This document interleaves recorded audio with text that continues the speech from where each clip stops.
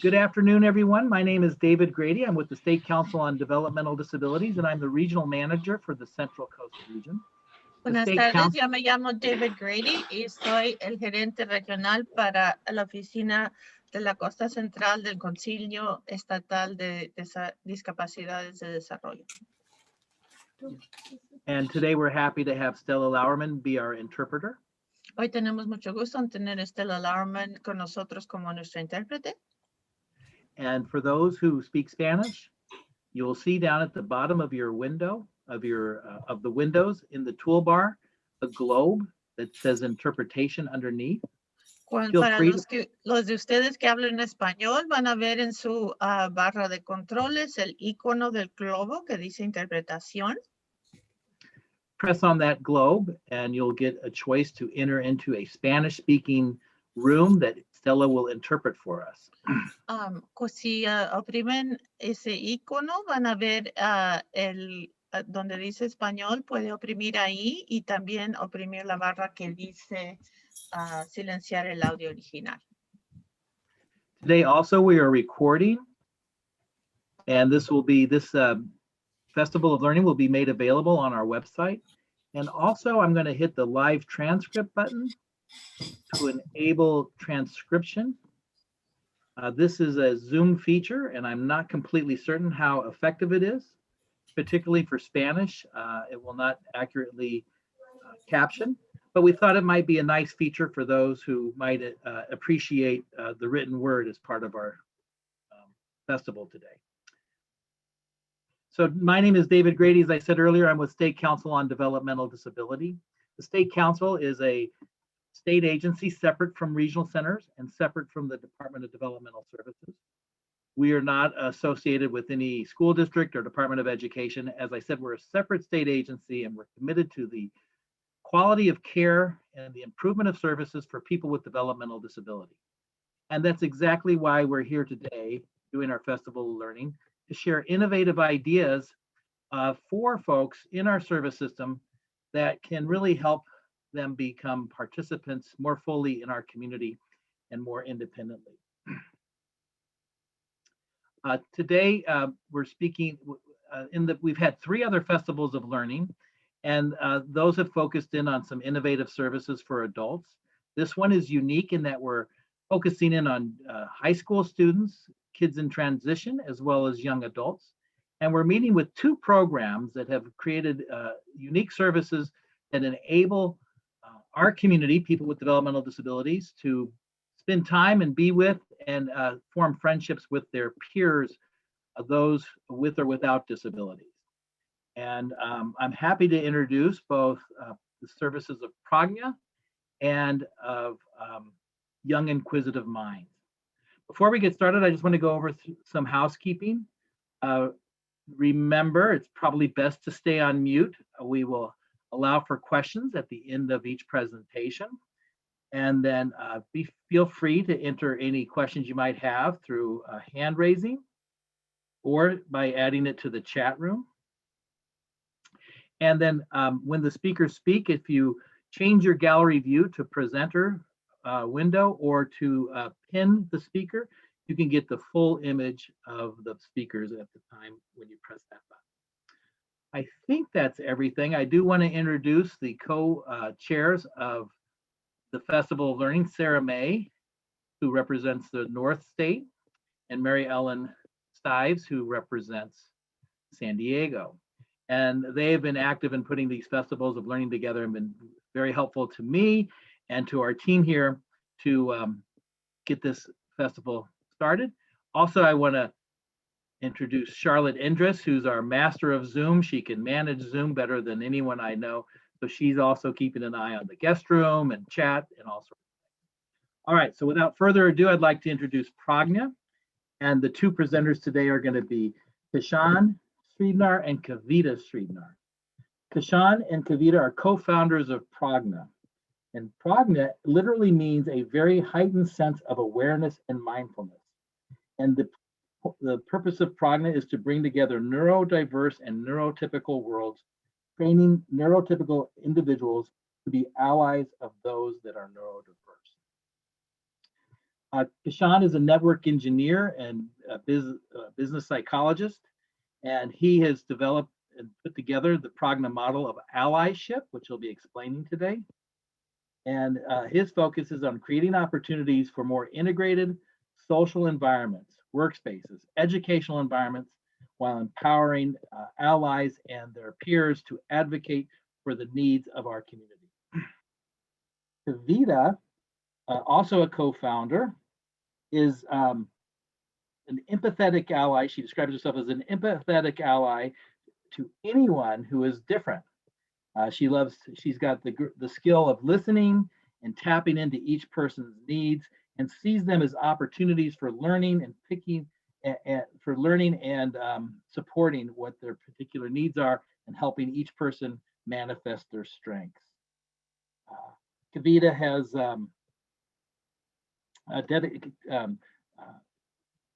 attributes her allyship mentality to her late mother Mahima, as well as her daughter, who is now 15 and is a neurodiverse person, a student in school. Both Kavita and Kishan are active in self-determination. They are person-centered planners. They are active as independent facilitators. And on a life that their other lives includes radio personalities for the South Asian Radio Network, and they co-host the show Radio Dahatis, and are both popular and successful through that radio program. So I turn it over to Kishan and Kavita, and we introduce Pragma. Hi, thank you so much, David, and thank you to State Council on Developmental Disabilities and everybody here for giving us an opportunity to talk a little bit about our organization and also get the message out about Pragma. So many of you might be wondering, Pragma, what exactly does that mean? Pragma actually, like David already said, is a heightened sense of awareness. It's actually a Sanskrit term that literally stands for it's between mindfulness and awakening and awareness. If you combine all three, that's what is the meaning of Pragma. The inspiration for Pragma is that came from Mahima, who was my mom, and also she always believed that it's important to be pure, not good, because claiming that one is good tends to already exclude, because it makes, if there is good, then if you claim that you're good, then you're already excluding somebody and saying that they're bad. So the idea was to be as pure as possible to your true form as nature intended to be. And that's what being mindful and inclusive and having Pragma was all about. So before we begin, I do want to tell you that I'm going to call on my co-host, Kishan, who's here to talk about it also and to help me navigate this entire presentation. So I'm going to have him do this because this is his favorite slide where we talk about jargon busting. So do you want to take over from here, Kishan? Do you want to tell us a little bit about the jargon that we use here called neurodiversity? Sure. Thank you all. I'm Kishan, and neurodiversity is a term which many people have probably heard of it, and some people might not have heard of it. But the way we look at neurodiversity is a world with people with diverse neurological makeup. So it's something which we say is the world is already neurodiverse, and we have to accept the fact that we are neurodiverse and work with each other, recognizing that aspect of it. Now, the other word which we generally going to use, and you hear in the presentation today, is acculturation. Acculturation is a word where two people of two different cultures come together and learn from each other. It's about acceptance and appreciation. We at Pragma, we champion acculturation because we say that it's not about teaching somebody, it's about also learning while you're teaching. And that's exactly what happens when two people meet and learn to become friends. They communicate, they engage, and they acculturate. The other word is integration. Integration, it goes beyond just inclusion. It is not mere inclusion, because in our perspective, our philosophy at Pragma, Inclusion actually is good, it's required, but we, in addition to the inclusion, we require to have integration, and which actually is, if you go to the next bullet point, Kavita, if you don't mind. Thank you. It actually is about engaging in a conversation and understanding the difference between talking to someone versus talking with someone. And the way we see it is when you're integrating communities together, you are including them in whatever decisions you make, and also are engaging them in a conversation and not just talking to them. This is some jargon which I just wanted to make sure we can clarify way ahead in the presentation. And yes, we will take questions from you guys after the presentation as well. So you wanted to talk about this Allyship program, Kavita? Yes, so thank you, Kishan, for that jargon busting. We will take questions from you. So 3 main things that we learned is what Pragma does. What is Pragma? It's awareness.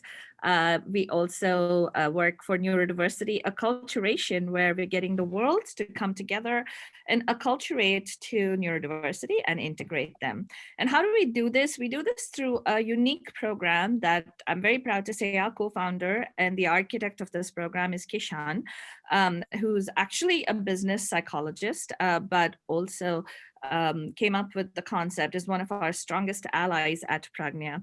So what is the Allyship support program? He would be a wonderful person to tell us about it, but let me explain as to why an ally, because we all have buddies, we have friends, we've got so many different things, people volunteer to say, okay, hey, I can go and I can help out in a particular situation, but what is the difference of an ally?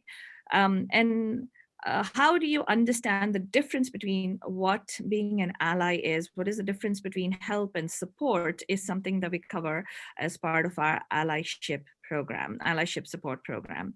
We also incorporate techniques in our program where we talk a little bit about how to distinguish between empathy and sympathy, and also with regard to the acceptance and appreciation of every individual. So Kishan, if you want to elaborate a little bit more on this, do you want to share that? Sure. See, when we say acceptance and appreciation, is we believe strongly that in our philosophy, nobody or nature doesn't give us anything broken, and hence we accept things the way they are. Moment we accept them, we start to appreciate what we have, and then we look at the strength approach towards things.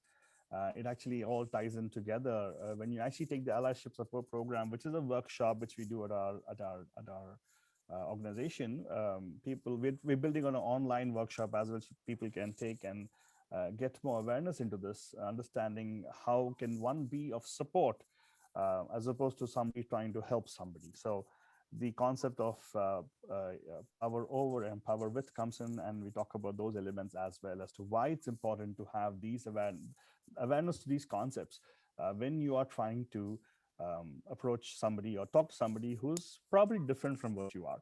Can you click on the next bullet point, Kavita? Yeah. So, and also most importantly, one thing which we definitely cover in our Allyship support program is how one can approach situations and people without any kind of preconceived notions. It is automatic. When you meet somebody, we automatically have a conception about things.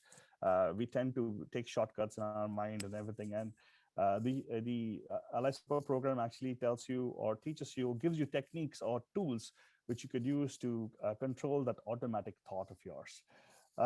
So this is something which we cover. And if you go to the next slide, Kavita.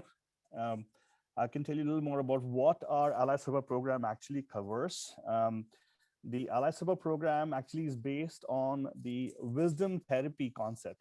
One of the pioneers of this particular concept, wisdom therapy concept, is Dr. Shawnee Robbins, who happens to be also my professor. He actually uses wisdom therapy to treat patients for all the different challenges they have in their lives. But what we thought was we had to come up with a program where we empower people with techniques and skills to be able to be good, to have good communication hygiene. So you have some communication skills coupled with some behavioral management systems is what we do in our Allyship program.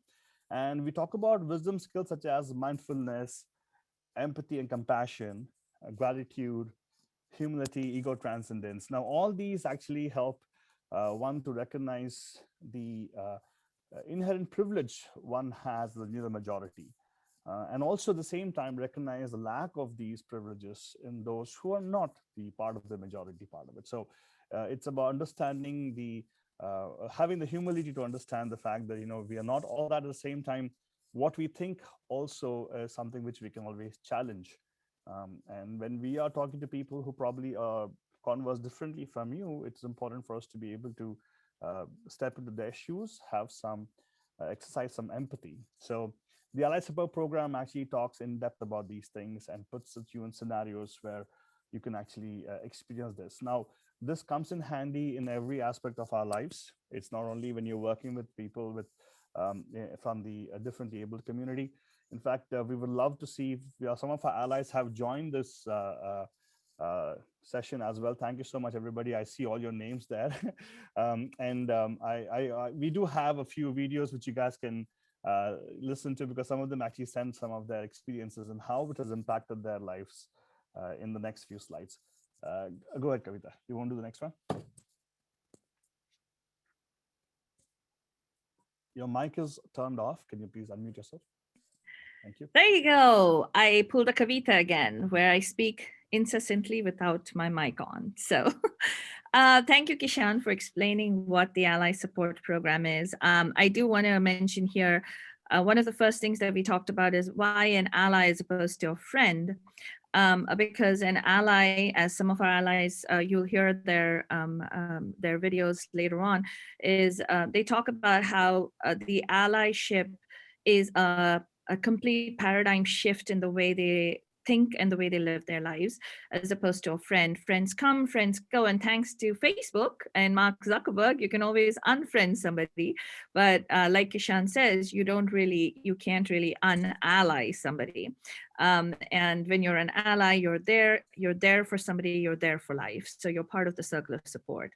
So the Pragma experience actually is about training neurotypical individuals or neuro majority, people who are developing normally and hitting all our milestones, like you and I, most of us, to be pure human beings as part of their ally support program.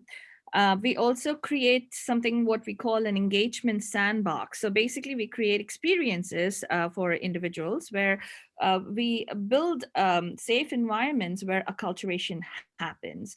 It's not about just, most of the work generally that happens is about getting a person who is neurodiverse or developmentally different to try to mold them to adjust into society, but not really have society understand how exactly to be able to interact and integrate a neurodiverse individual. And that for that, we create this environment where acculturation happens. Also, we create integrated events within the community. And when we say events, we're talking about, events that you and I go to. Recently, this past weekend, we had a super successful drive-in Valentine event where we had neurotypical people and neurodiverse people, people of all neurological makeup, spending time together, of course, physically distancing with all the PPE, but at the same time, without any attention being paid to the differences, being appreciative of the fact that we're all in this together. And that's what the Pragma experience is all about. These are not necessarily only allies who are there, but the idea is to get it to the whole community. Allies will help facilitate the message to the whole community. Let's tell you that during COVID, we call it the COVID-inspired creativity, because we came up with the virtual socials, virtual academy, because everything almost all over the place came to a standstill, right? Everybody got secluded and isolated within their homes. And imagine our developmentally different individuals, many of us, how much more isolation we must have felt. You can't go to, for my daughter, for example, she couldn't go to the parks that she wanted to go out and play in. Mom and dad are both at home, but hey, why are we not going on vacation? Why is Disneyland closed, right? I can't go and swim in my regular pools. I can't meet with my friends who are at Pragna. So Pragna decided that we as the team came together with our allies, and thanks to some of the wonderful allies who are on here, Sahana, Michelle, Sumay, all these folks who are Shravan, all these people who are on here, we took it online. We said, we take it from this room to a Zoom room, and there was never a break. We started doing socials. We added more sessions. We created check-ins with families and individuals. We also created COVID-safe events and outings, and we'll talk a little bit more about that shortly. So right now, we're going to lead into something that we want to share. More than us talking about it, we want you to see a little bit more about what exactly Pragna means and the perspective of Pragna based on some of our self-advocates. So here you go. Hi, I'm Raul Angel Sewan, but I enjoy Pragma. I have only few friends, only my classmates. But now I'm so happy that I have many friends.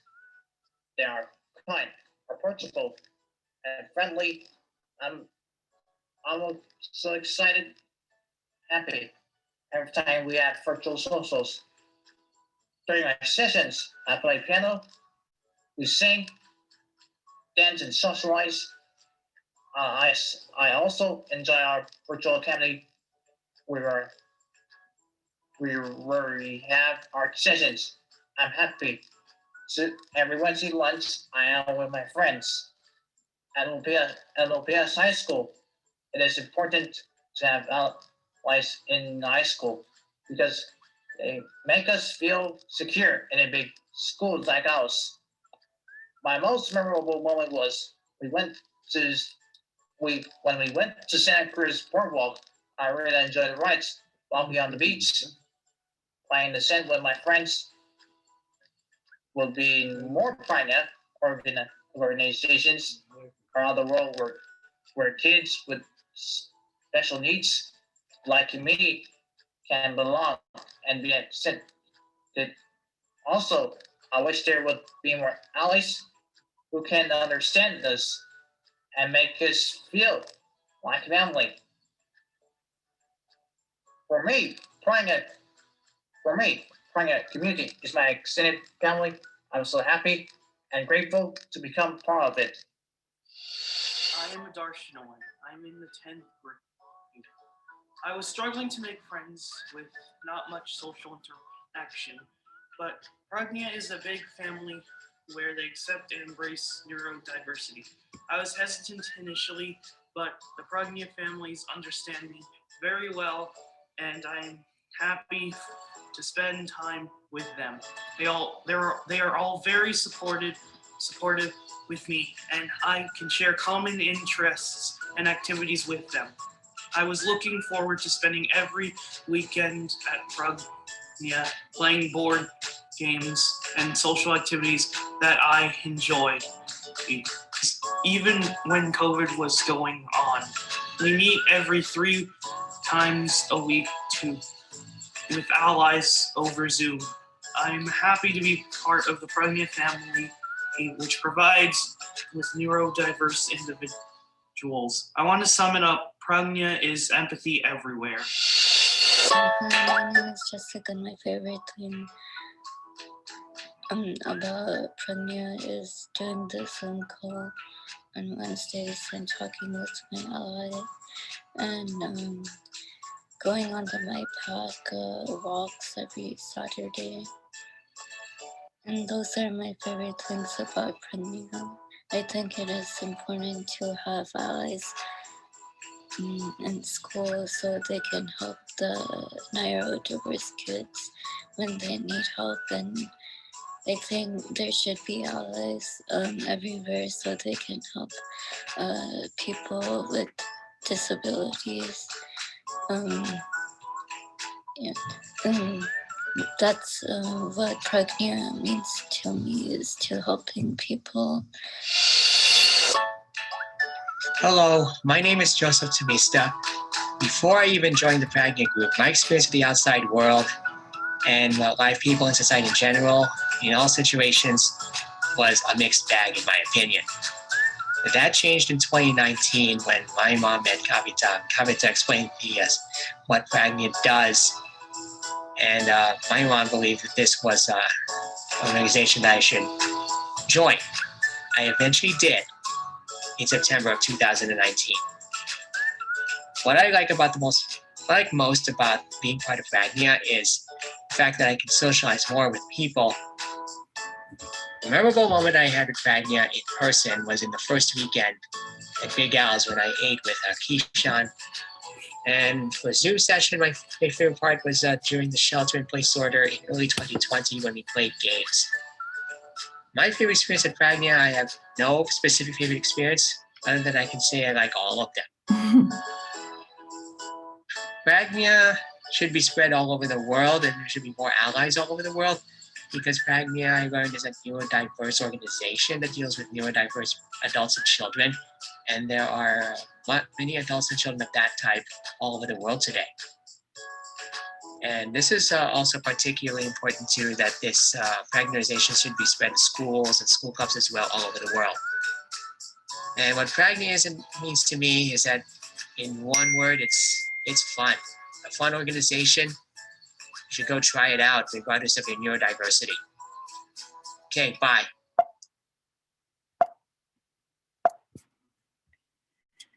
So that, I'm not sure why I'm not able to make this smaller. Let me see. I'm sorry. Okay. All right, so that was some of our self-advocates talking about themselves. We would like to share with you what some of our Pragma allies think about Pragma, if you would. There you go. Hi, my name is Sahana. I'm a current high school junior, and I've been an ally with Pragma for the past 1.5 years. Before I was an ally, the word neurodiverse wasn't in my vocabulary, and in its place was the word disabled, which is the term that we as a generally neurotypical society tend to use when referring to our neurodiverse counterparts. But the word disabled has a lot of connotations, most of them negative. It implies inability, inferiority, and the lack of something, most often the lack of communication or the lack of intelligence, and most notably the lack of normalcy in a society that values and celebrates being normal. And we can see this show up in all sorts of ways in microaggressions and microabuse in our everyday lives. I personally see it manifest in the way that the words autistic and retarded are used as slurs, the lack of representation in the media and in the workplace. I can see it in the targeting of neurodiverse children for TikTok trends, and even in the near impunity with which the government is able to cut spending for neurodiverse programs. Less visible but equally prevalent is the use of sympathy when talking about or dealing with the neurodiverse community instead of the empathy that is the hallmark of a truly inclusive community. In youth transitioning from the term disabled to the term neurodiverse, we are moving towards a more inclusive and mindful society, since the term neurodiverse is inherently more inclusive and more empathetic. Instead of implying a lack of intelligence, it implies different kinds of intelligence. Instead of a lack of communication, it implies different means of communication. And most importantly, instead of highlighting the lack of normalcy, it's celebrating the power of being unique. And I think that is truly what makes neurodiverse such a powerful term. And furthermore, Pragma has really shown me the importance of furthering more integrated communities through the focus that it places on the upliftment of different groups within not just the organization itself, but within our society, through providing the resources and the compassion and the opportunities that all of us need, neurodiverse or not, to grow and thrive as individuals. But the biggest reason why I'm so proud to be an ally, and one of the largest reasons why I've stayed for the past 1.5 years as an ally, is for the sheer empathy and the mindfulness and the humanity that just pervades throughout the entire organization. It is so crucial to our growth as a society. I truly believe that these are the values and the traits that will drive us as a community forward towards being more integrated and being more empathetic. And I am really proud to be part of this first wave as we move towards a better world. Thank you. now. And throughout my time with Pragma, I've grown greatly as a person and sort of developed in all facets of my life. Most notably, I've become more patient of a person in my interpersonal interactions. Working with individuals of all sorts of developmental abilities and temperaments has really taught me how to stay in control of a situation, no matter how hard it seems. Throughout my time at Pragma, I've seen individuals neurodiverse and neurotypical treat each other like family and really just love each other and view each other as equals.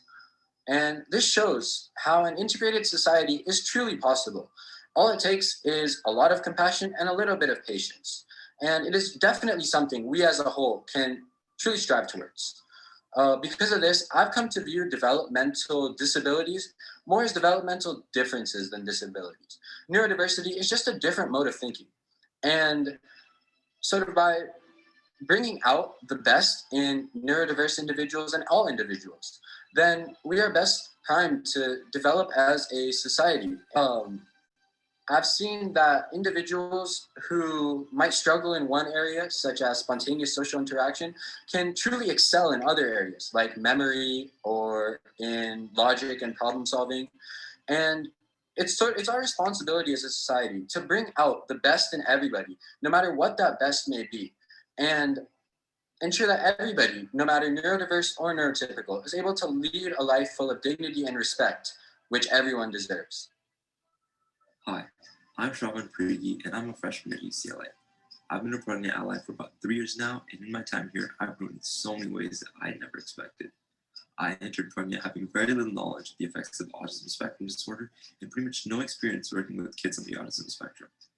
But being a Pragma ally has taught me so much about how to interact with and form friendships with these neurodiverse peers. And I'm so happy that I'm able to interact with these kids who are interesting and unique in their own ways, but are often misunderstood by the general public.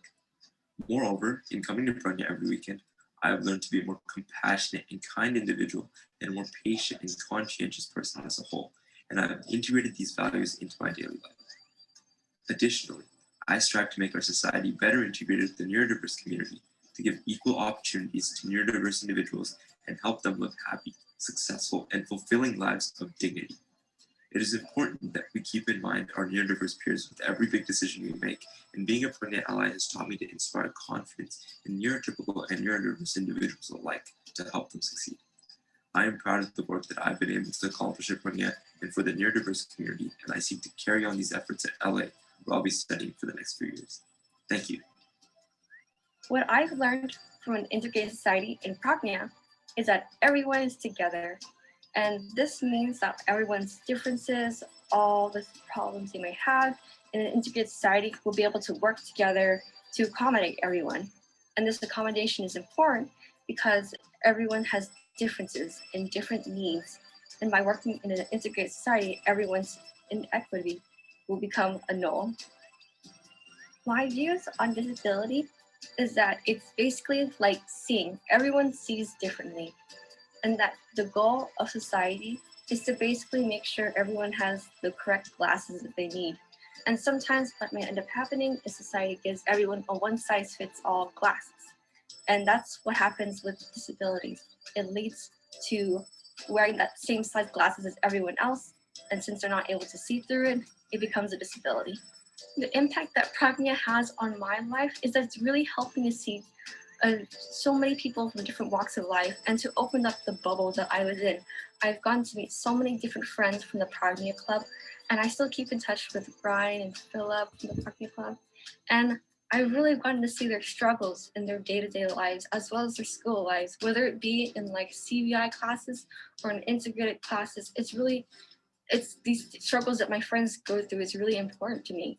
And it's inspired me so much that I really want to become a special ed teacher in education and really be able to understand what my students are going through, just like my friends do on a daily basis. And I've been an ally for about 4 years now, starting from Pragma, and this means I will continue to do my best to support my friends, those who are on the autism spectrum. I'm going to UC Davis right now, and I feel like Pragma stopped becoming like a volunteering community service for me, and it's just become part of an area where I can meet new people and learning about everyone and like what kind of differences everyone has and how it doesn't really matter in terms of like making friends with them, and always learning to become kind and sweet and like just learn about who they are.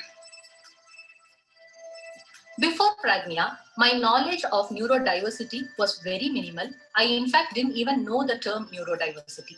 Pragma conducts many activities for the social acculturation of neurodiverse individuals in the mainstream society, and I am part of their MyPack initiative. MyPack, both neurotypical and neurodiverse adults get together and we go on outings to parks and beaches by following social distancing. MyPack is an important activity of my week because I get to meet the gang and learn more about their week. Also, meeting allies is a learning opportunity for me to become more mindful and peaceful in contrast to my work-study week. Year 2020 had been something that none of us even imagined in our remote dreams. Personally, I had to deal with demise of a friend's child, suicide of a long-lost friend, along with the threat of California fire and the pandemic itself. Pragma made me realize the utmost importance of social emotional well-being of myself and the people around me. I became very grateful for all the support I could give and receive. At Pragma, I started viewing disability more as diversity. I realized I had my shortcomings and I would view myself as a different individual rather than a disabled individual. I was able to internalize this concept and extend it to fellow Pragma neurodiverse allies and in general the community. Pragma, which literally means awareness, made me aware for the need of an integrated society and also made me feel an integral part of integrating the society.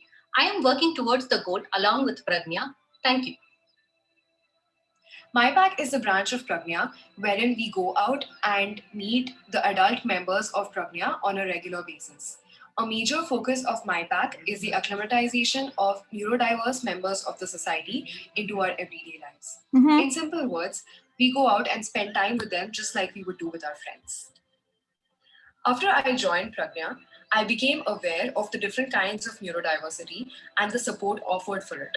I also got a glimpse into the life of neurodiverse individuals and started to understand their world better. I changed my view on disability and I realized how different the lives of neurodiverse people are, even though they are just like us. I now strongly believe that awareness is key towards integrating these neurodiverse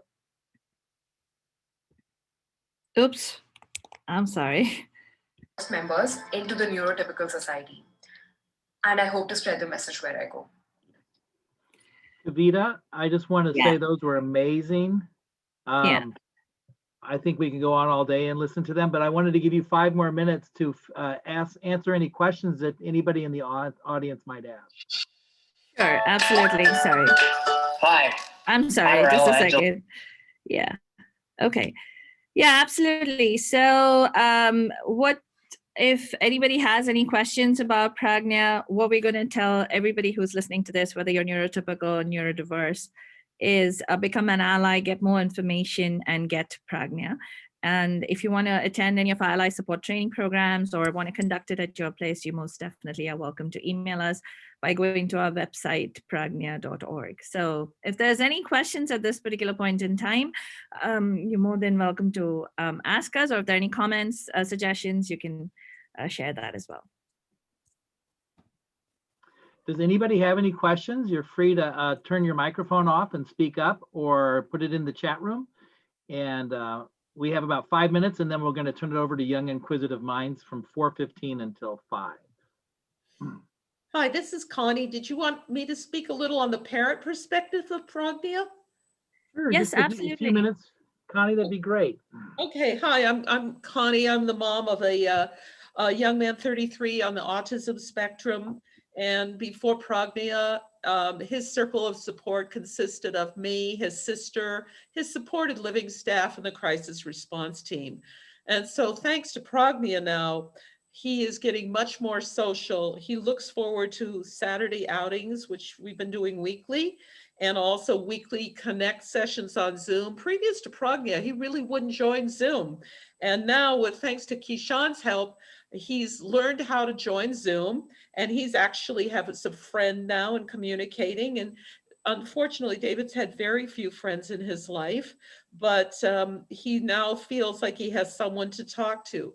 I wanted to say with the allies, there's really no judgment of his behavior. And I think that makes him feel very comfortable. And although he doesn't always join in with all the games and everything they're doing, he is sitting there watching, which is something he didn't do before. It was like he'd show up and then want to leave in 5 minutes, come for the food and that's it. So now he's actually talking to people and he's starting to join in.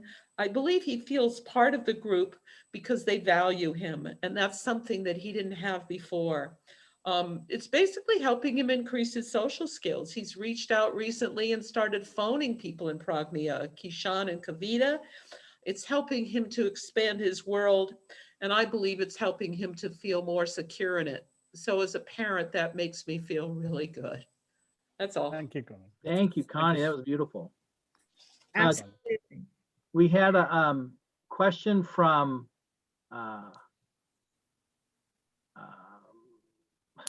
How is this?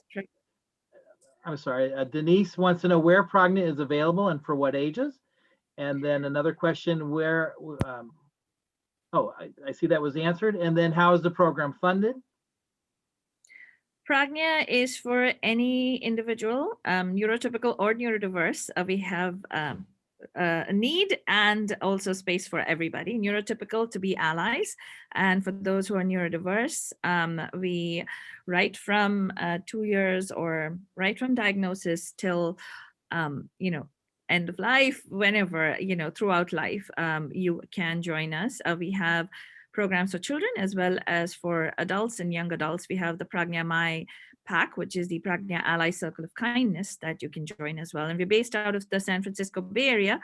But the great thing that happened because of this pandemic is that everything has gone virtual.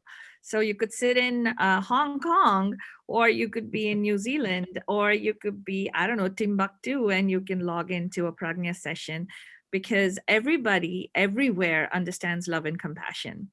And our allies are trained in that, and we speak the language of love.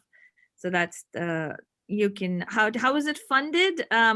Kishan, do you want to share about how we're funded? We are funded as in with donations and everything. So you get more information on our website. I'm sorry, I know there's a time limit on this. Go to pragma.org and find information there. But I just want to take the opportunity to thank State Council for actually organizing this wonderful session, and everybody for spending the time to listen to what we do. And if you want more information about us, pragma.org, pragnya.org, and send us an email. My email also is posted on the chat, so you can always get information from me directly as well. Thank you once again. Yeah. Thank you both, Kavita and Kishan. That was really amazing. Those videos said it all. What's so special is that I heard over and over from the participants in the project calling it family. And I think that's special. I also heard the term compassion and patience, empathy everywhere. I also heard that you're very busy with lunches on Wednesday and academy and also weekend events. So this is just a really special way. I think what's so important is it focuses on something so important for our community, which is just socialization, creating friendships. For our community, it's not easy. This is a great way to do that. So thank you very, very much. And now I want to turn it over to our representatives from Young Inquisitive Minds. We have, I'm just going to say Nithila and Meghana, who are students. Nithila is a senior at Santa Clara High School here in Santa Clara County. She and her partner Meghana, who is a senior at Lynbrook High School, have, as students, formed a nonprofit organization known as Young Inquisitive Minds, designed to teach STEM to students who are in special education. And they do this as while they run this nonprofit while remaining students in a high school. So it's very exciting to see what they're doing. Both Nithila and Meghana have received the Jefferson Award that was received just recently, an award that recognizes the contributions to the community that these two students are making. As seniors, they're looking forward to going off to college. They're on pins and needles waiting for their formal acceptance letters. For Nathila, she wants to become an engineer who does computer-based assistive technology. And Meghana is looking forward to going into psychology. So Nathila, Meghana, turn your microphones on, share your screen, and we're looking forward to hear about young inquisitive minds.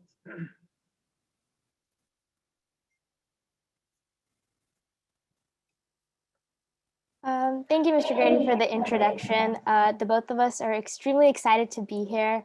We will be talking about our nonprofit initiative, Young Inquisitive Minds, also known as YIM, which is fiscally sponsored by a local 501c3 nonprofit organization here in the Bay Area called VIA Services. Once again, thank you so much, Mr. Grady. So I want to start off by talking about what got us into this entire project, and then I'll go into what we as a nonprofit do right now. It started off at a summer program where Megan and I were volunteering as general volunteers for kids with or neurodiverse individuals. We were helping them with arts and crafts and basketball and just helping them around. But looking back and growing up in Bay Area, we both had access to a lot of STEM resources. So we had the opportunity to take coding classes and robotics classes and classes where we just did science experiments, even at our local recreation center. But a lot of kids with disabilities at our in our community didn't really have that option. They just have one sort of class that they could take, and that would often be basketball or arts and crafts or just some sort of sport that they can play all day. And even given the fact that a lot of neurodiverse individuals actually have STEM interests, we realized that they weren't given the right resources to cultivate their interests as Meghana and I, neurotypical individuals, did have growing up. So we decided to start teaching those STEM classes as STEM enthusiasts ourselves at that summer program. And from there, our impact as a duo kind of grew, and we grew our team. And then the interest in our community grew as well as we started offering our services throughout Bay Area. So what we do right now is we basically provide STEM services to children with intellectual and developmental disabilities. I think it's important to note that there are 75% fewer people with disabilities working in STEM fields than in the general population. So they are a very, very underrepresented group, one with a lot of potential specifically in that field. So we're hoping to cultivate STEM curiosity at a very early age and excitement for the area so that they are willing to pursue it beyond the classroom and hopefully in the future as a STEM career. And we are fiscally sponsored by an organization known as VIA Services, as some of you guys might have heard of. VIA Services is a very well-established nonprofit in Bay Area. They work with about 9,000 families, and they were established in 1945. They're a very essential nonprofit especially for social support and enrichment for neurodiverse children. Hey, Nathila, can you quickly just define STEM? Of course. STEM stands for science, technology, engineering, and math. I'm so sorry for assuming that. It is basically the whole technical field, something that Silicon Valley is known well for. It basically involves everything from robotics and computer science to chemistry and even psychology and just the science fields and everything under that. Yeah, so my name is Meghana Raypaka. And my name is Nathila Pungavan, and we are the co-founders and co-presidents of Young Inquisitive Minds. So now we will take some time to go over some of the aspects of YIM, such as services, partners, and past collaborations, as well as future plans. So when Megan and I started this, we had about 3 children in our classroom. And so since then, our classrooms have grown to students of 20 to 30 kids. But none of this would have been possible without having the support of community organizations and parents and children by our side. So we're fortunate to have a lot of these community organizations help us make our vision come alive. That is our vision of making these STEM resources accessible to kids with special needs. Each of our partners, they've connected us with a different community, whether it's throughout the world or just in Bay Area, but they've made a lot of opportunities available to us. We want to start by talking about Stanford Kids with Dreams. They are a community organization at Stanford University where they have a community of about 30 kids, individuals, and we host bi-monthly sessions with their children doing all sorts of STEM activities, whether that's ice cream in a bag or science experiments or just robotics virtually. We have done a lot of sessions with their community. And then the second big partner that we have is the Santa Clara Unified School District. So within my high school, we do weekly activities with our special education, working with the entire special education population. And we do weekly activities, including, once again, robotics, ice cream in a bag, science experiments like elephant toothpaste and baking soda and vinegar volcanoes. And then we work with Help Us Gather, a Florida-based nonprofit. We work with their community hosting monthly activities. And then most importantly, we have a lot of Bay Area supporters, people that help us through connecting with other organizations, gaining sponsorships, gaining communities that we can work with, whatever it may be. So our first supporter is the California State Council on Developmental Disabilities, but more specifically, Mr. Grady, because he's made a lot possible for us. Parents Helping Parents, they've served as someone or their representatives have served a lot, have played a role in guiding us through connecting us with other organizations and just meeting other individuals. And then the San Andreas Regional Center, we've had some amazing people over there help us bring some of our far-fetched projects actually come to life. Yeah, so we just wanted to quickly go over the services that we offer. So one of the services we do offer are STEM workshops.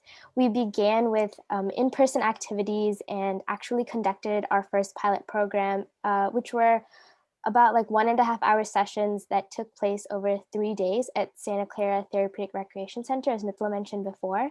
But since then, due to COVID-19, we have switched to a virtual setting. But essentially, these workshops allow us to share our love for STEM through a very hands-on and interactive manner. These workshops are adaptable to all ages, as we have had the opportunity to work with individuals ranging from ages 8 to 30 plus, with lesson plans such as baking soda and vinegar volcanoes and mini robots called Ozobots, which you can see on the pictures to the left. We try to give students a chance to release their inner curiosity and give them an outlet for creativity and innovation. These sessions also allow for both Nitla and I, as well as our volunteers, to interact with this community and find a happy medium for integration to happen. And then the pictures that you see on the right are from our pictures from our slime and oobleck lesson with Help Us Gather. So at Santa Clara High School, we have gotten very, very close with their special education community. So we host social hours with the students, especially during the COVID-19 pandemic. It has been very hard for children to get used to the new setting and getting used to not having a lot of social interaction, while also staring at a computer all day during school can often be boring. So we host social hours with their communities after school, where we help get their mind off of everything that's going on by playing games like Kahoot and just having lengthy conversations with the students, whatever it may be, from favorite Disney characters to favorite music. And we're hoping that through these social hours, we're helping bring back just a little bit of joy and a normalcy outside of their school time. Yeah, so another service that we provide is an extracurricular syllabus. This project offers weekly STEM lessons that can be implemented in both special education classrooms and non-public schools. Our approach to all of our programs is to provide provide interactive and hands-on activities. And this project in particular will provide students with a creative space. It nurtures curiosity, critical thinking, and exploration in a different way that sometimes cannot be found in just schoolwork. The images that you see are from our meeting with Wilcox High School. We have also talked to several other schools in the meantime and have conducted this program at Santa Clara High. Santa Clara High's special education program, and we'll start a summer program with Open Mind Non-Public School. So through all of our work, we've been able to connect with a really large community. We have been able to work with over 350 kids with disabilities, and we have put in over 2,000 man hours as a team to make these services available to this large population. We have over 35 volunteers that are interested and that have helped with our different sessions. We've also been able to fundraise over $1,050 for our projects and to make these materials for our projects accessible to students, especially during the pandemic when everything is virtual. And as a nonprofit, one of the ways that we help keep ourselves on track is by setting a lot of goals. So to fulfill our mission of making these STEM resources accessible to all students, we hope to make all of this accessible to over 1,500 kids by the end of 2022, whether that's through our school curriculum or in person with our activities or virtually. And then on top of that, we also hope to work with a larger Bay Area population until the end of this entire project. We are also currently collaborating with the Enable Children's Initiative in Afghanistan to set up STEM sessions for kids with special needs at the School of Dreams there. And we're hoping that through all these projects, we're able to fulfill our goal and what we set out to do. So as we got more support from the community and gained some experience through our various projects, we had the chance to expand our initiative. Seeing the outpour and enthusiasm of individuals wanting to share their stories with us, we created a blogging platform called Embracing Special Needs. Our lead content creator, Thomas Matthew from Embracing Special Needs, who is also our local outreach coordinator for Young Inquisitive Minds, has recorded this small video that overviews our website and our services.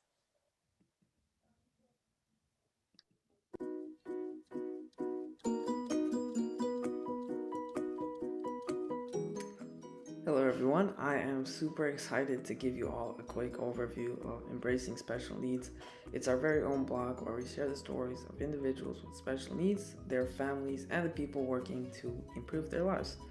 My name is Thomas, and as the content director of the blog, I've had the privilege of talking to all sorts of people from all walks of life, and through our blog we've had the ability to share these stories and spread awareness to this equally important group of people in our society.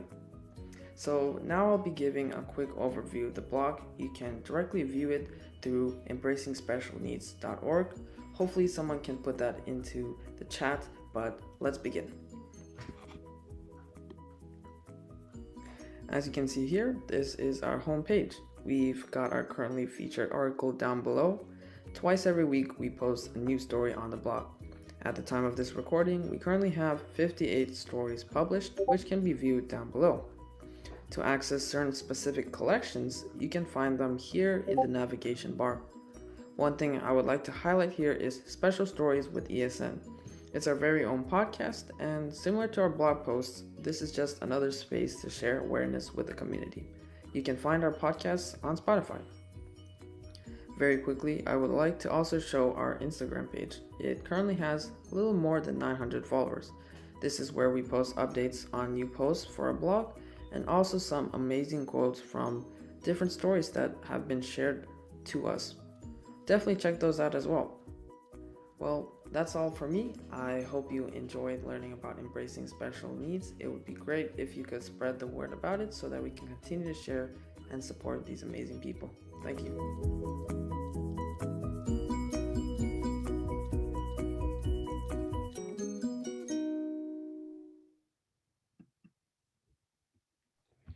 Well, I wanted to start by thanking Thomas for doing that and giving us a tour of the blog that we have. Another project that Meghna and I started, which was actually a result of us seeing the special education at our own respective schools being isolated from the rest of our population. We created a project to promote the inclusion of kids with, in special education in elementary school communities. So we created a animation with a award-winning animator in London from the Amazing Things Happen studio named Mr. Alex Almalines. And we basically created this video with the message, and we are currently working with superintendents and other school representatives and leaders to just show our video and bring in those school districts to do the video project with their students. Recently, this project partnered up with Best Buddies NorCal to share the video with all of their elementary schools that are involved in Best Buddies. And on top of that, we have we are still working with 12 other school districts in doing so. We wanted to go ahead and show that video real quick. Have you ever been to your school's special education classroom? It's filled with like-minded individuals with lots of love to give and talents in various areas, some of which you may relate to strongly. Use your interest to connect with these kids and visit their classrooms or local organizations to show your love for them. Next time you see a kid with special needs, say hi and reach out. These steps may not seem like a lot to you, but it means the world to them.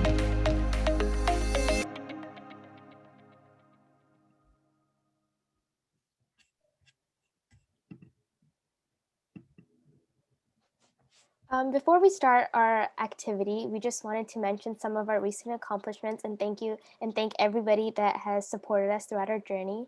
In 2020, we were the recipients of the HUG Inclusion Award that awards members that go above and beyond to include people with special needs. We were also featured on several articles such as Silicon Valley Voice, and we are also White House CS for All commitment holders. As Mr. Grady mentioned in the beginning, early this year, we also received the Jefferson Award for Public Service. If interested in viewing the news coverage and the article that accompanies the coverage, please visit sanfrancisco.cbslocal.com.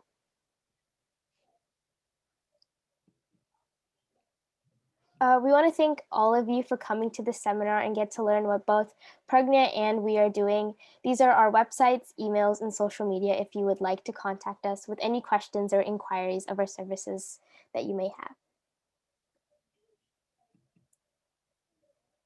Now, we are actually going to do an activity that we often do with our students. It's one of the activities that our participants enjoy the most. And so we wanted to take everyone through it and just show what it's like teaching or doing our demo or our activities with our community.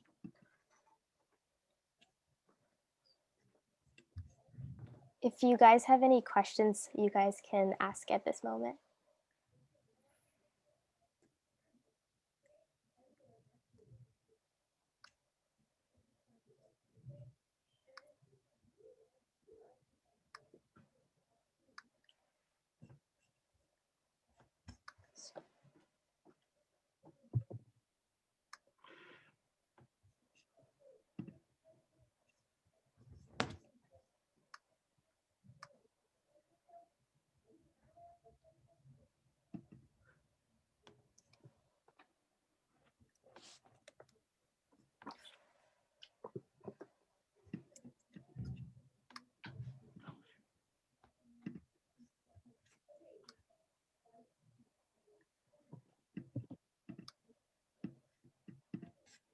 Hi, presenters. I don't see anybody raising their hands to ask a question, but I think we're really excited to learn about the ice cream activity.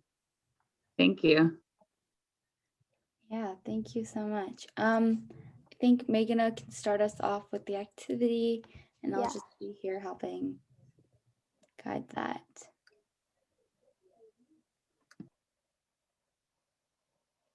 And while I'm instructing, Flo will be putting the steps in the chat so you can follow along there as well.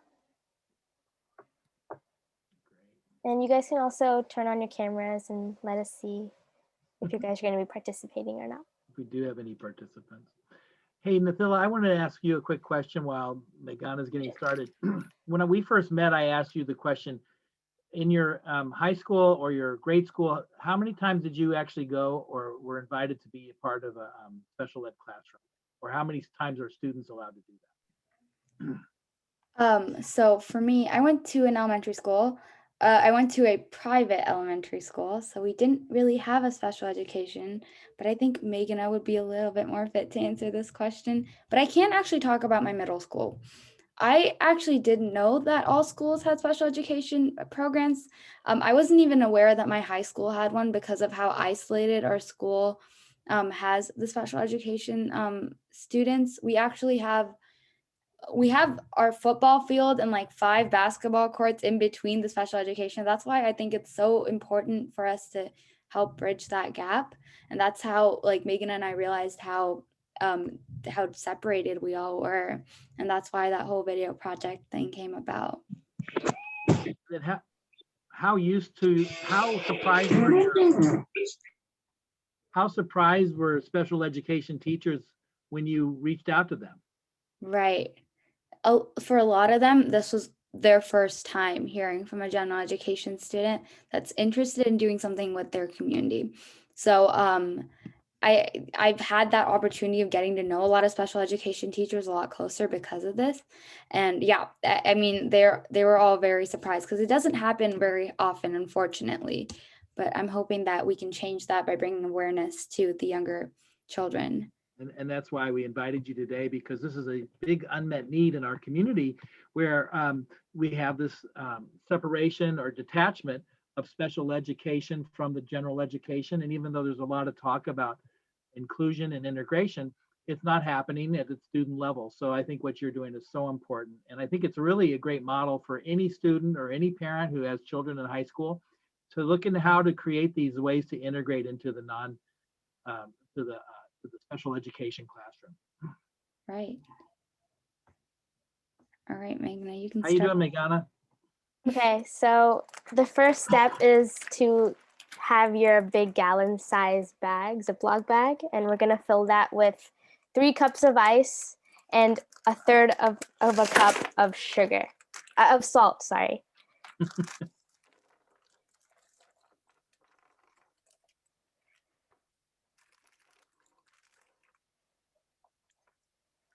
I see my buddy Daniel putting some ice. Daniel's doing it, and it looks like Lorena's son is active, so that's exciting to see. Thank you guys for joining in. And Gabriella, you looks like you might be doing it as well. I'm sorry, David. I couldn't wait. We ate ice cream last night. Already had your bowl of ice cream. Yes. So I want to ask Megan, because I'm a total science nerd and so is my partner.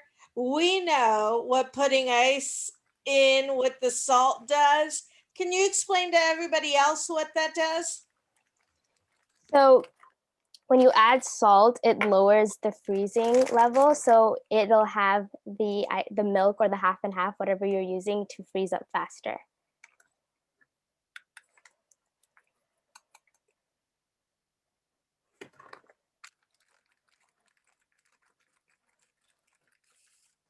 Okay, so once you have your ice and your salt in your big gallon-sized bag, you can put that aside. And then now we will take our smaller Ziploc bag and add the following ingredients. So half and half is the most recommended for this recipe, but you can also use any milk that you have at home. and you'll add a cup of that into your small bag. I was wondering how are you going to keep the salt out of the milk? So that's how you do it. Yeah.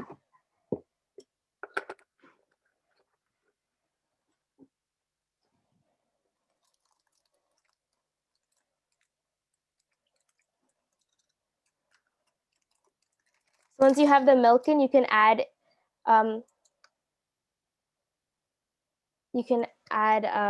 2 tablespoons of sugar and half a teaspoon of vanilla extract.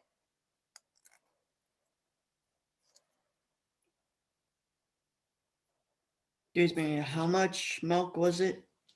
It was 1 cup of milk. All right. Does 1 cup equal 1 scoop? Depends on what your serving sizes are. I'm just going to quickly go over the steps that we just did.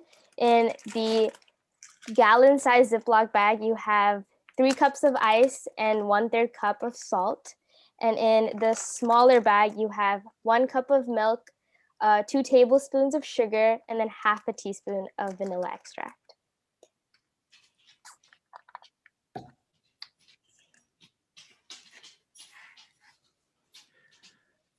Nithila or Megana, have you guys heard of anybody else doing a program similar to yours in other high schools or in other communities?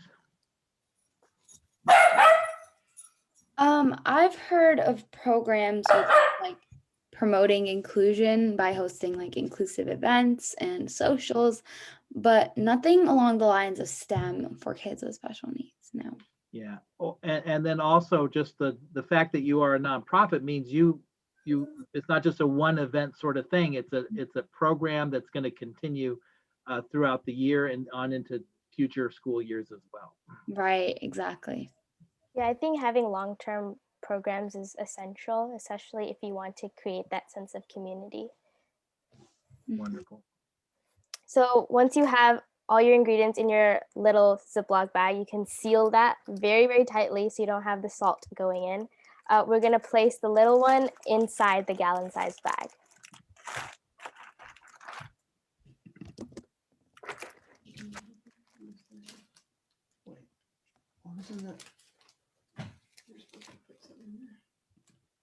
So far, I don't see any cameras with ice cream or milk on the lens, so that means there's a project successful so far. If I were doing it, there would be a mess, I'm sure. It's all part of the process. If you're not making a mess, you're not having fun. And Mr. Hernandez seems to have done a good job. How are you doing, Daniel? And then, Wait, guys, what was in the little bag again? the little bag has 1 cup of half and half or milk, and then 2 tablespoons of sugar, and then half a teaspoon of vanilla extract.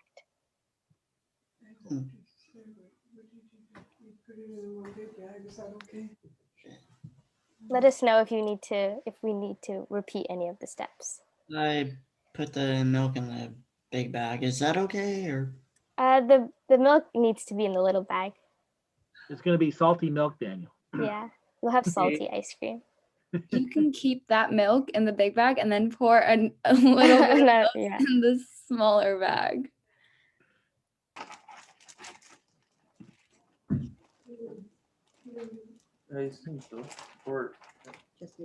Nithila, Megana, and Kavita and Kashan, if you guys are available, tell us a little bit about how your volunteers, your allies, what is the reaction when you tell them what you're doing, and what's the response and how do they volunteer? I mean, do you have to recruit, or are they reluctant, or are they excited to do it? How is it for them? I can start by talking about that. Our volunteers are often kids that are STEM focused. So they're kids that have done a lot of work with individuals or done a lot of STEM work, whether that's robotics or coding. But oftentimes they haven't really had that opportunity to involve themselves in interacting with neurodiverse individuals. So there is a little bit of hesitance, I would say, but oftentimes it's just overwhelming excitement at the same time because they get this new opportunity or they get to experience something that's completely different or from what they're used to doing. And you can, I think oftentimes the best friendships and connections are made through shared interests. And so when they're able to connect over something that they both love, whether that's a science experiment like elephant toothpaste or ice cream in a bag, it's always just fun. Like once everyone gets there, it's just a very fun experience. And our volunteers, how they help, it's usually just working individually with the student and kind of cultivating that relationship with them while they're doing that STEM activity together. How about you, Kashan? Oh, I think Kavita's going to answer something. Okay, Kavita, sorry.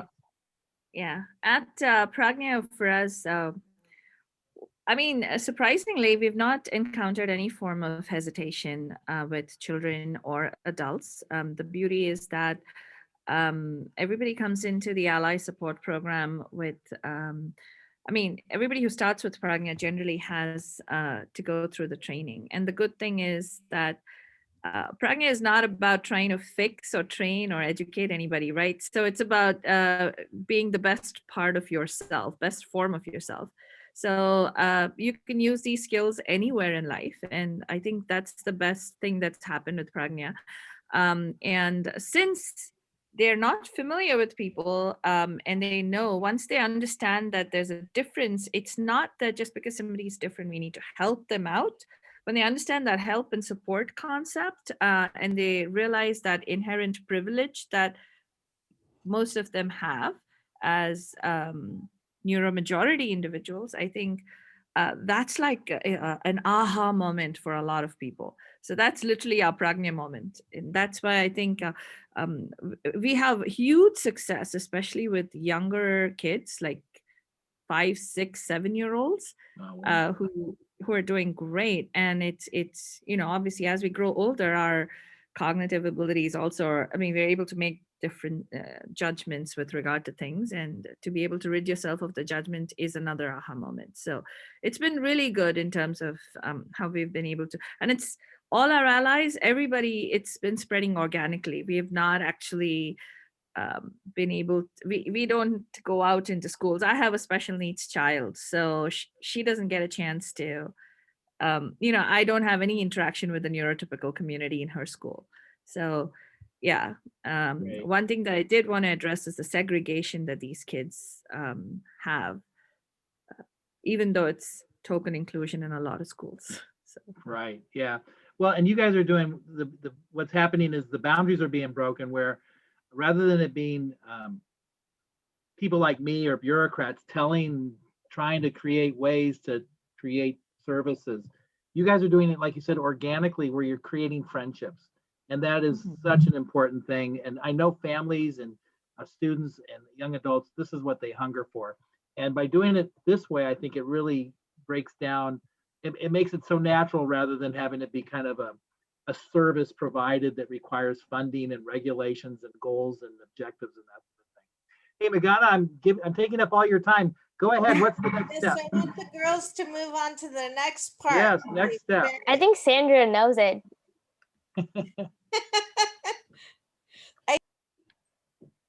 Oh, I think you got muted. Sandra. Explain it to everybody else. Just because I know it doesn't mean it doesn't need to be explained to everybody else. Go ahead, Magana. So the next step, once your little Ziploc bag is inside of your gallon-sized one, make sure it's sealed, and then you can start shaking it. And that movement will freeze up that milk inside. There we go. David, we need some music right now for some shaking. I know, I wish I had some milk. And you can also like wear gloves or something because it can get quite cold. Oh, okay. How about and some how long music? do they have to shake it? For just 5 minutes. Okay, cool. It's quite fast. Wonderful. I see some of us doing this, so that's fun. That's really exciting. You can and burn while some everybody's calories shaking, before. yeah, everybody's shaking their ice cream or their milk right now, ice cream in 5 minutes. Does anybody have questions or would like to ask, have any questions they want to ask or anything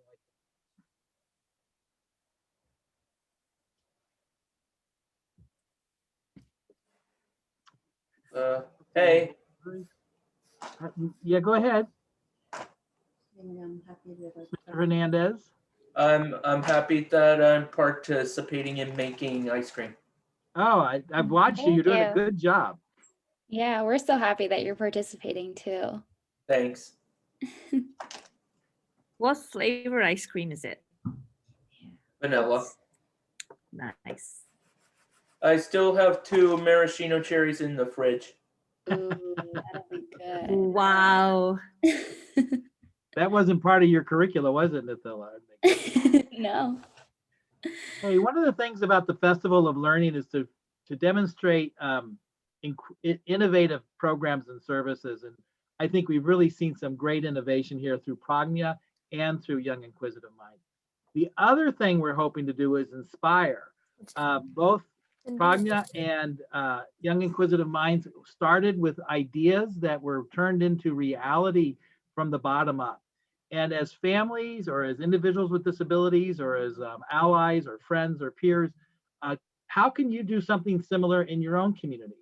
Who could you talk to in your high school? Who could you talk to among others with disabilities about how to get them to engage socially? And how can you repeat what Pragma and Young Inquisitive Minds are doing in your communities as well? That is one of the goals of our program in general and specifically for today. All right. We have a few minutes left. Are there any, Mr. Hernandez, how's your ice cream doing? Take a look at it. And Daniel, I think you've recovered. I see you're at the mixing stage right now as well. And then any other questions or any other last comments from Young Inquisitive Minds or from Pragma? We have about 5 minutes left. I am just so happy that we had the opportunity to speak today and meet everyone. So we just wanted to thank Mr. Grady and everyone who organized this, including, Mr. Grady, Miss May, and especially the translator for helping us translate everything that we're saying, because that must be hard work as well. Yeah, I want to say the same thing. Thank you, Stella, for the wonderful, stellar job you're doing, actually.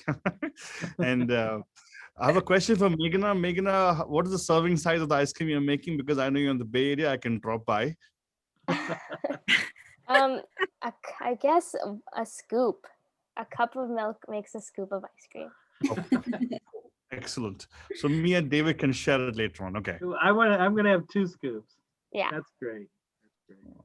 I say the next time we do this, we get Young Inquisitive Minds to help us all make slime. Ah, there you go. That's also a super, super fun activity. Yeah. Everyone loves doing that one too. Young Inquisitive Minds, you guys also have this as a part of a Parks and Rec program, is that right? Mm-hmm. We worked with Santa Clara Therapeutic Recreation Center and we did a few sessions there, and we're hoping to do something with the San Mateo Recreation Center. We were in talks with them about something as well. Right. What is the best way to contact with YIM? I'm currently working with the diverse students and would love to have them do more STEM-based curriculums. Are there lessons, meetings, and are they open to the public? Of course. We have a curriculum specifically for teachers that they can incorporate into their classrooms whenever they would like.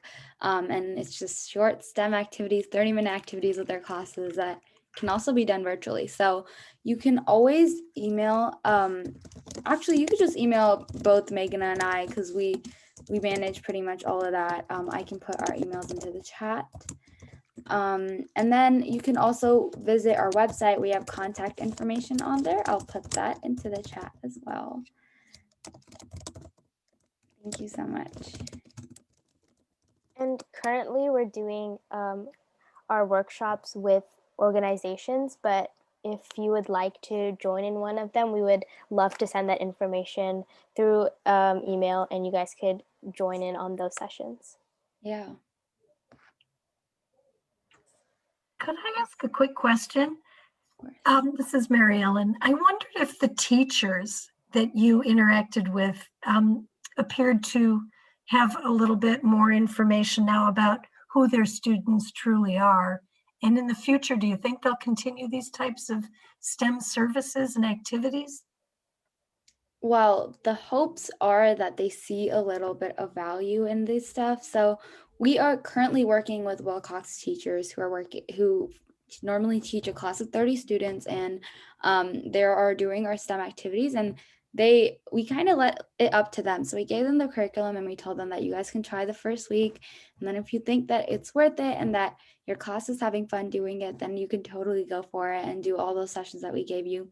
And our teachers are actually continuing doing all these experiments every week. And the general feedback that we've heard is that it's a good break from school, because oftentimes school can just be staring at a computer or doing a worksheet, and oftentimes that can get boring. So these activities feel like it's a fun but educational break from everything. And it's just interactive, and oftentimes you don't get that interaction, especially for special education in this whole virtual setting. It's hard to get that sort of interaction. And so that's what our activities are kind of helping with. And so, yeah, we've had some teachers get back to us and they continue doing our sessions. And I'm hoping that even after Meghna and I graduate, we're hoping to continue doing this in college as well.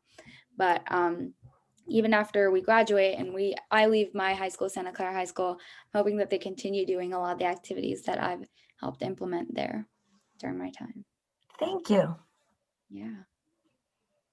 The other thing I want to, maybe Kishan, you can speak to this, is that our allies grow up, get out of college, grow up to get jobs and become managers. How do you think it prepares the future adults in the careers they choose about being more open and accepting of people with neurodiverse backgrounds? We already are seeing that happen. So we started off Pragma in 2017, and we've had, like today, we had some of the videos of some of the people who actually have gone into colleges, and the exposure to neurodiverse community has pushed them to pick up careers which are supporting this neurodiverse community. So in other words, Michelle, one of the classic examples, she wants to get into special education right now. After working with us for 3 years, she realized that there's so much to learn and so much to give back.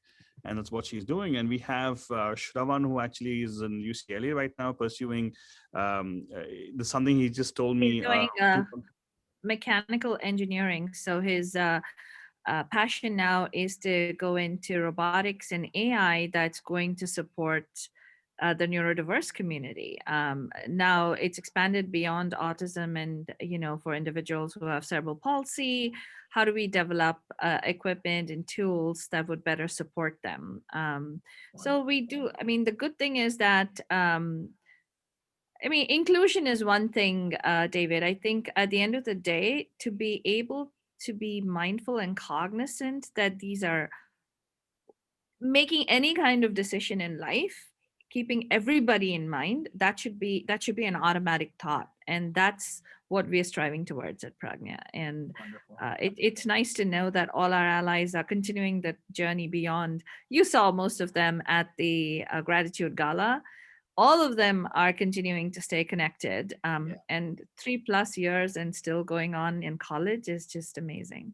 Yeah. Well, I think a lot of us are in this meeting today have had that wonderful moment where we dedicated our lives to being active in disability services, because we know we do the work, but it's so enriching to be in this field. So the fact that you open the doors for our community, for our allies and our young students to do this, it just creates an opportunity for them that they probably would never have thought of before.